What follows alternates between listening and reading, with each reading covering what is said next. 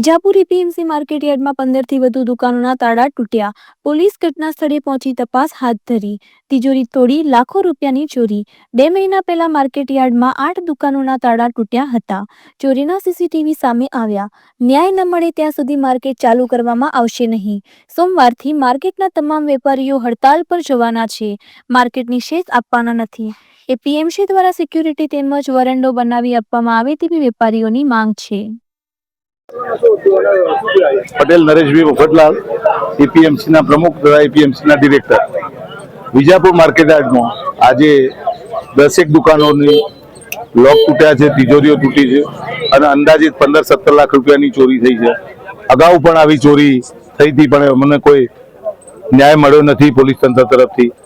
આજે પણ પોલીસને રજૂઆત કરી છે, પોલીસ આવી છે, પણ હજી કોઈ રજૂઆત સાંભળી નથી. અને એપીએમસીમાં પણ રજૂઆત અમે સેક્રેટરી સાહેબને કરી છે, ચેરમેન સાહેબને કરી છે, પણ ન્યાય આપવાની વાત કરી છે. ન્યાય મળે ત્યારે સાચો, અત્યારે કોઈ ન્યાય મળ્યો નથી. અમે સોમવારથી માર્કેટ શેષનો આપવાના નથી અને સોમવારથી અચોક્કસ મુદતની હડતાલ ઉપર અમે માર્કેટના તમામ વેપારીઓ જવાના છીએ અને તમામ વેપારીઓએ નિર્ણય કર્યો છે કે આ વખતે ન્યાય ના મળે તો ત્યાં સુધી માર્કેટ ચાલુ કરવાના નથી. એપીએમસી જોડે માગણી છે અમારે જે સિક્યુરિટી છે અત્યારે હાલ એ મૂકેલી છે, સિક્યુરિટી બિલકુલ ચાલે એવી નથી. આ સિક્યુરિટી એટલે સિક્યુરિટી કોઈ પણ સંજોગે બદલાવી જોવાની સિક્યુરિટી, બરાબર.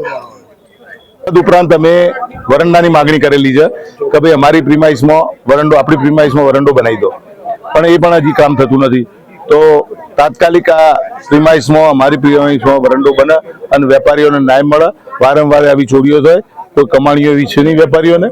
અને માર્કેટ છે 1 તારીખથી 5 તારીખ દરેક વેપારી આજે રેગ્યુલર ભરે છે. એટલે આ અમારી જે માગણી છે એને અમને સંતોષકારક જવાબ મળવો જોઈએ. અને પોલીસ તંત્રને અમે પણ જાણ કરીએ છીએ કે પોલીસ તંત્રએ પણ આની સજાગતા રાખી અને અહીંયા પેટ્રોલિંગ કરે એવી અમારી રજૂઆત.